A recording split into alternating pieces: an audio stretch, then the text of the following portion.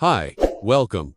Enjoy the content. Subscribe and turn on notifications. Adrian had always believed he knew his wife. 8 years of marriage seemed to have forged a deep intimacy. The kind of connection where words become unnecessary and glances say it all.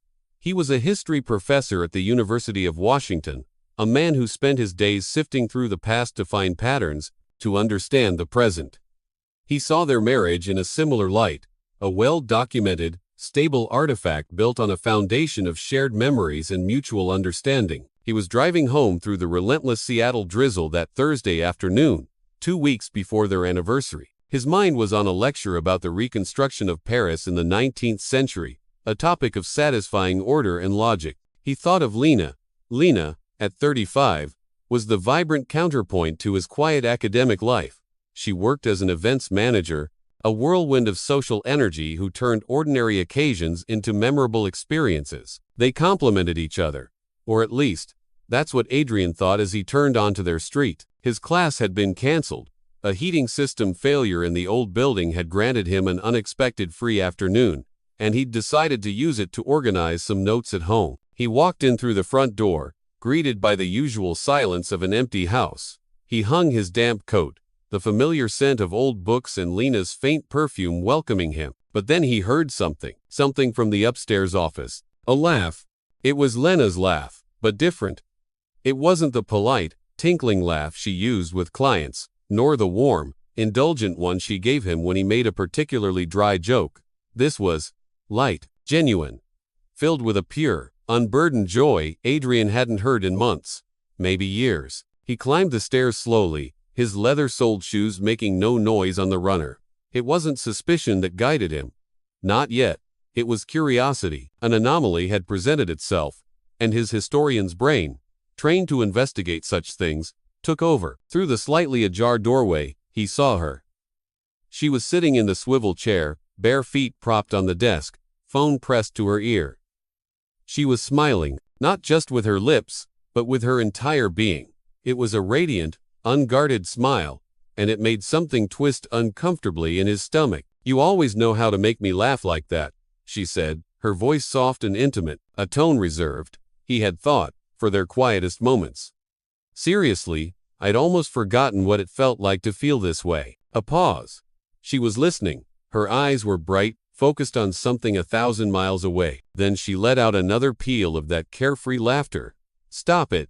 You're going to make me blush." He had heard enough. Adrian pushed the door open, letting it creak deliberately. Lena's head snapped toward him. Her eyes widened for a split second, a flash of pure, unadulterated shock, before she smoothed her expression into something neutral. It happened so fast, a less attentive eye might have missed it, but Adrian saw. He saw it all. "I've got to go," she said quickly into the phone, her voice suddenly businesslike.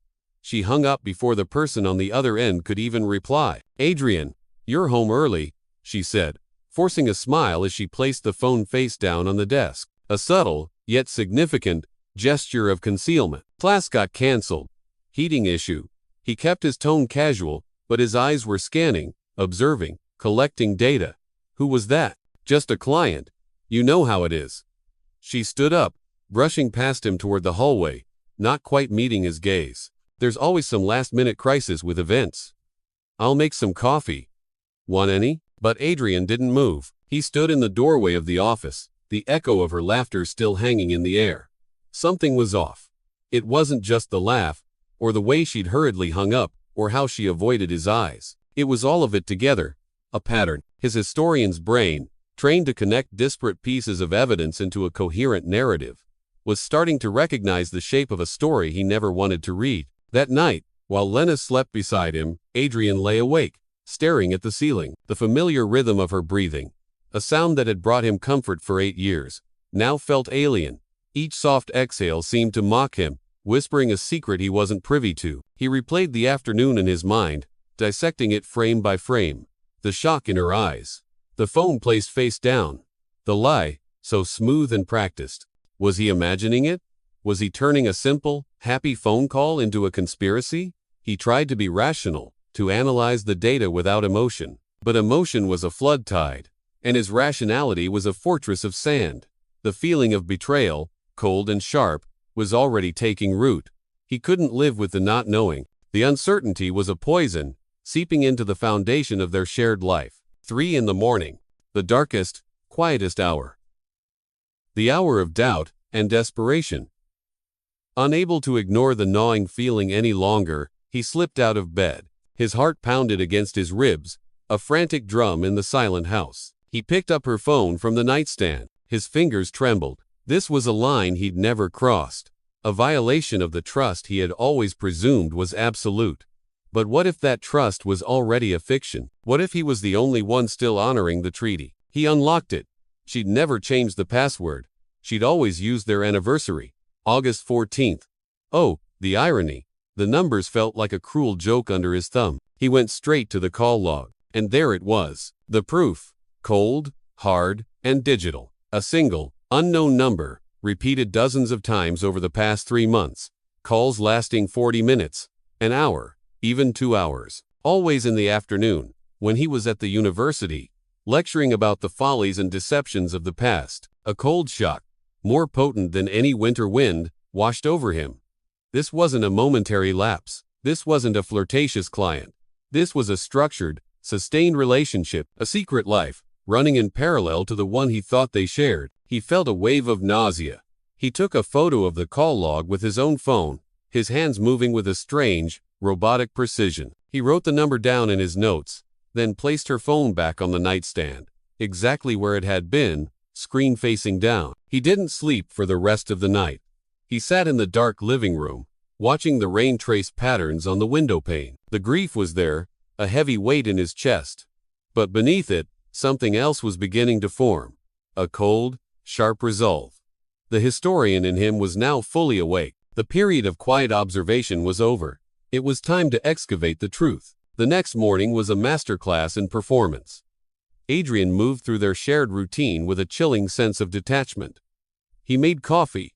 He asked about her day. He watched her as she talked about a catering issue, her face a mask of convincing normalcy. He searched for a crack, a flicker of guilt in her eyes, but found only the polished surface of a life well rehearsed. She was a stranger living in his house. The moment the front door clicked shut behind her, he began his work. He sat at his desk, the quiet house feeling vast and empty. He typed the number from his notes into the search bar. It didn't take long. The number was linked to a business profile on LinkedIn.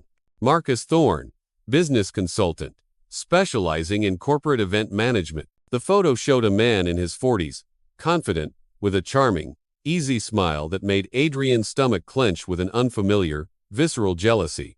He clicked on the profile and started reading. Graduated from the University of Washington.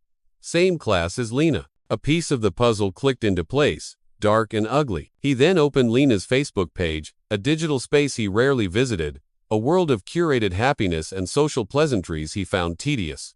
He began scrolling back through her timeline, through years of photos, anniversaries with him, vacations, dinners with friends, a meticulously constructed facade. He didn't have to go far. There, in albums from 10 years ago, before they'd even met, were pictures of Lena with Marcus. School dances. Graduation parties. Intimate hugs. In one photo, they were sitting on a park bench, heads close together, sharing a look that needed no caption. Adrian felt like an archaeologist who had just unearthed a tomb, only to find it was not a monument to his own history, but to someone else's. He was not the great love of her life. He was the chapter that came after. Then he saw it. The final, devastating blow. A comment under a photo of the two of them, smiling, from Lena's best friend. You two were the perfect couple. And another, right below it. First love never fades. First love never fades. The words hit him with the force of a physical impact. A wave of nausea washed over him, hot and bitter. This wasn't just an affair. This was her ex-boyfriend.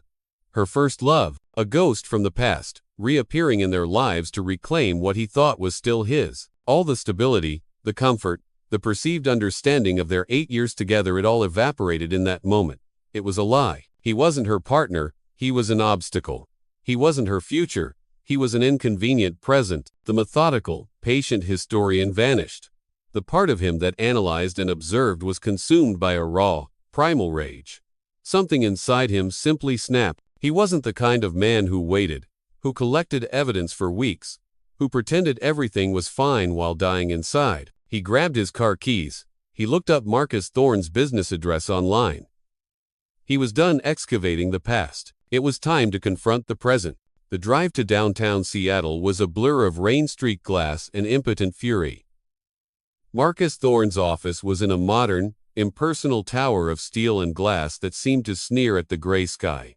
Adrian parked across the street, in a cafe with large windows that offered a perfect, unobstructed view of the building's entrance. He ordered a coffee he never drank.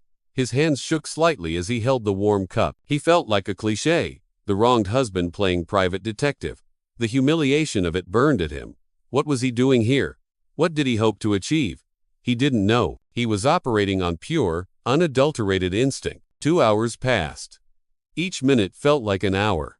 He watched people come and go, their ordinary lives a stark contrast to the implosion of his own. He was on the verge of leaving, of dismissing the entire thing as a paranoid fantasy, when he saw her. Lena's car pulled up to the curb. Adrian's breath caught in his throat.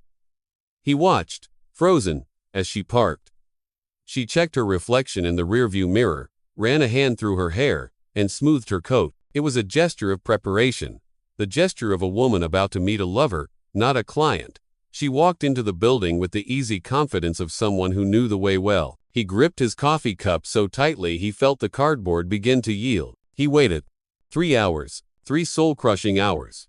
He sat there, a statue in a bustling cafe, his mind a torture chamber of imagined scenes.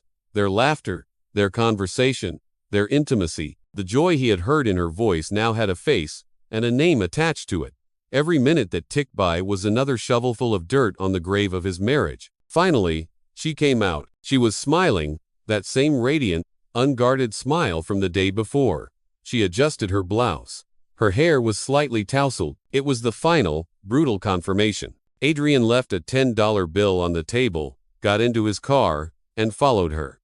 He kept 2 cars between them, his movements calm and deliberate, his rage now cooled into a block of ice in his chest. She drove calmly, completely unaware of his presence, humming to the radio, probably. When she stopped at a red light on Pike Street, he saw his opening. He sped up and parked right beside her, then laid on the horn, a harsh, ugly sound that cut through the city noise. Lena looked out the window, her face shifting instantly from placid contentment to pure, unadulterated shock. She fumbled to roll down the window, trying to compose herself, to appear normal. "Adrian? What are you doing here?" He looked at her, his own face, a calm, unreadable mask. His voice, when it came, was dangerously quiet. Almost casual. "How's Marcus?" he asked. The color drained from her face. She looked like she'd been struck. What? I don't understand." "Oh, you do," he continued, the sarcasm sharp as a razor. "I came to pick you up so we could go to dinner. Thought it'd be nice to spend some time together before our anniversary." He let the word anniversary hang in the air between them, heavy and poisoned. "Or would you rather have dinner with him?"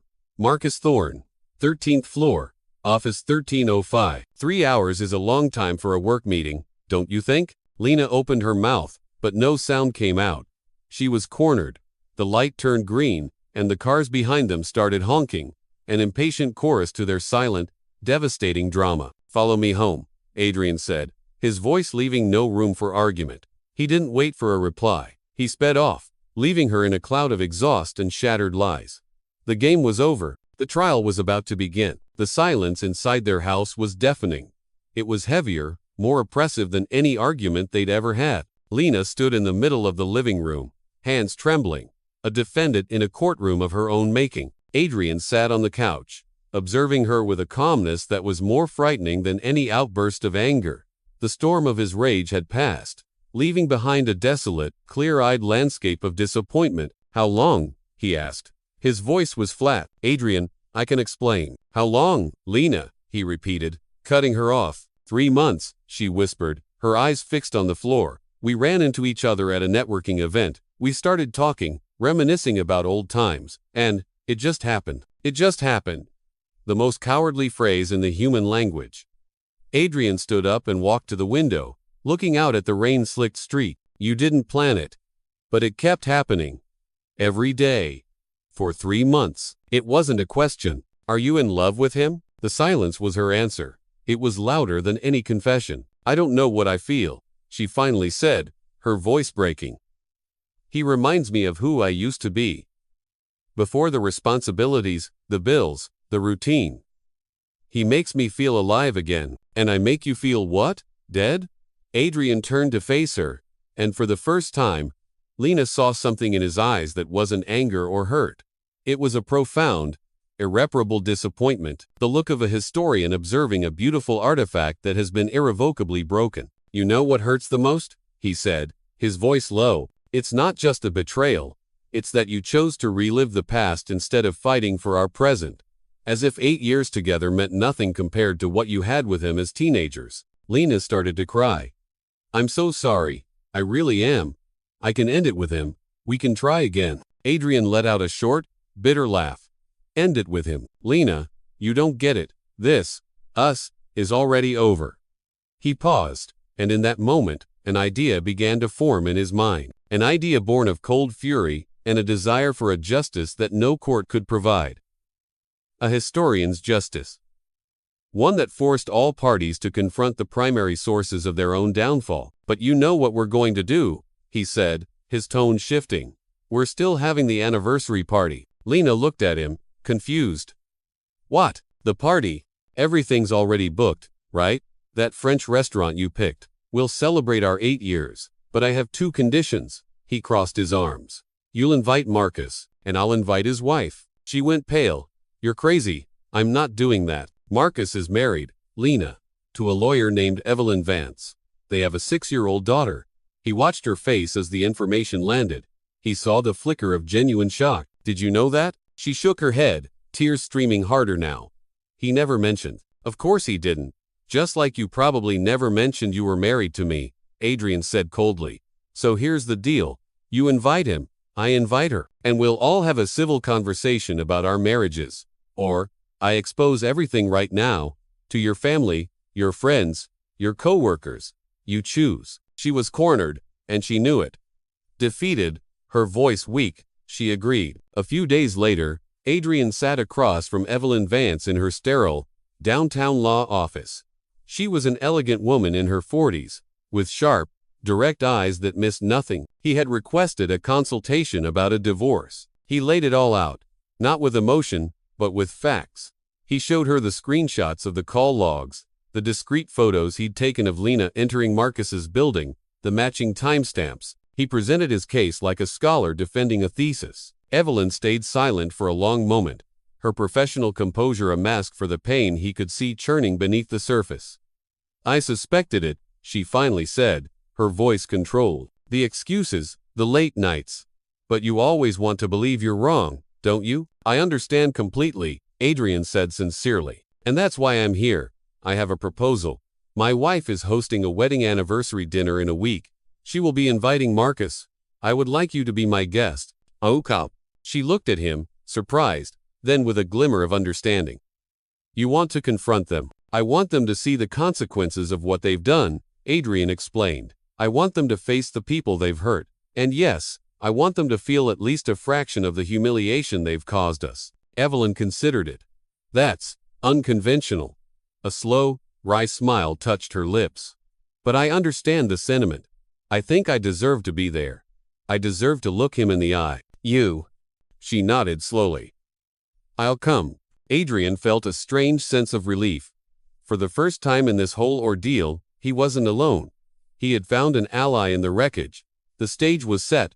The actors had their roles. The final act was about to begin. The week passed in a surreal, suffocating tension. Lena moved through the house like a ghost, guilt etched into every gesture. Adrian, meanwhile, moved with the precision of a general preparing for battle. On the night of the anniversary, he dressed carefully in his best gray suit. He felt a strange sense of calm. He was not a victim tonight. He was the director. He arrived at the elegant French restaurant first.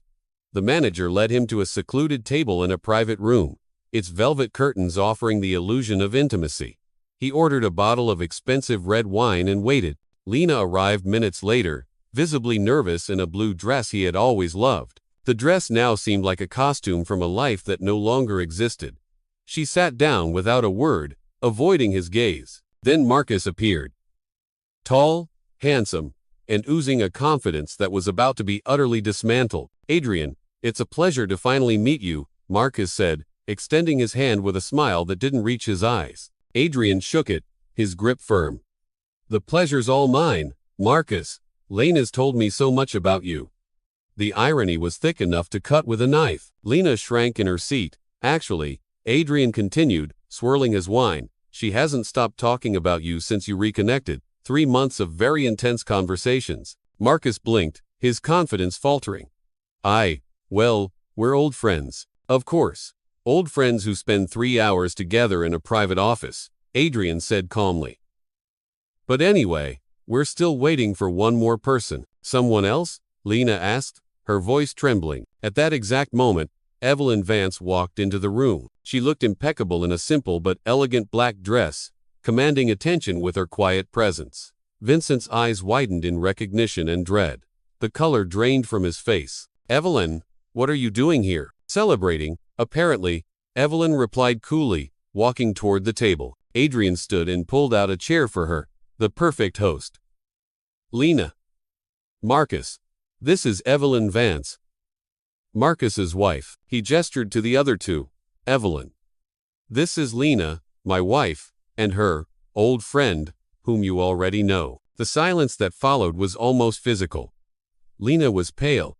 Marcus looked like he wanted the floor to swallow him whole. Adrian sat down, raised his glass, and made a toast.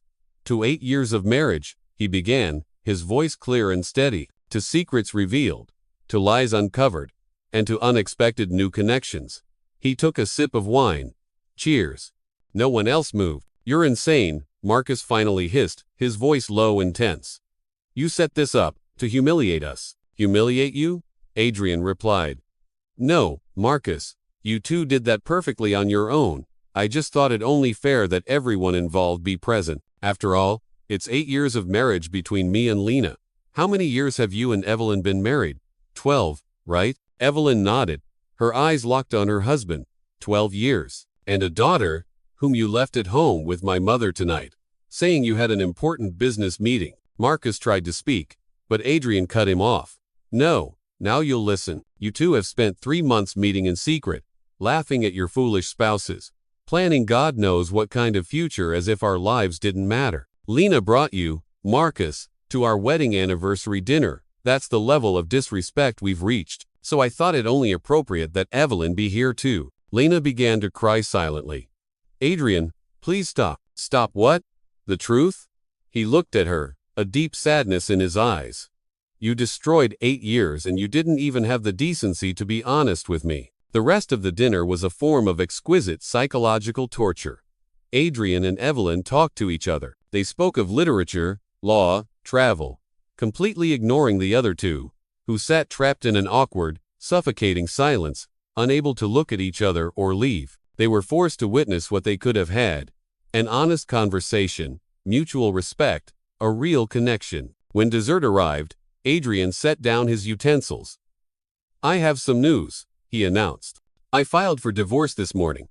Evelyn will be my lawyer. We're starting the legal process to dissolve our marriage, Lena." "No." Lena looked at him in horror. "You can't. We can try." "There's nothing left to try," Adrian said. He then turned to Evelyn. Evelyn looked at Marcus, her voice steady despite the tears beginning to form in her eyes. "I'm filing for divorce, too, and I'll fight for full custody of our daughter.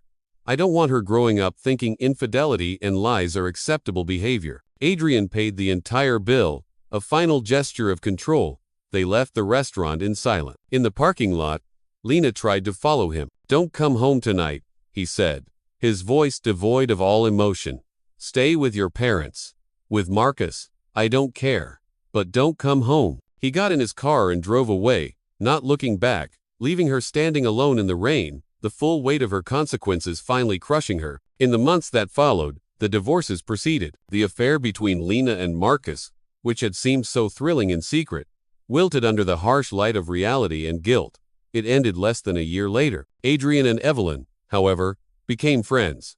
United by their shared experience, they found an easy comfort with each other. They met for coffee, then dinners. They talked for hours, rebuilding their lives piece by piece. There was an honesty between them, a mutual understanding that needed no explanation. 2 years later, they married in a small, intimate ceremony. It wasn't a fairy tale romance born of passion, but something quieter, stronger, something real, built from the ashes of betrayal, founded on radical honesty and genuine respect. Adrian sometimes thought back to that night at the restaurant. It had been cruel, perhaps, but it had been necessary. It was the night he stopped being a character in someone else's story of deception and became the author of his own future. In that final, brutal confrontation, he hadn't just closed a painful chapter. He had opened the door to a second chance. He had chosen dignity, and in doing so, he had found justice. And, unexpectedly, love. Thank you for watching the video. If you enjoyed it, don't forget to subscribe to the channel and turn on notifications so you won't miss any updates. See you next.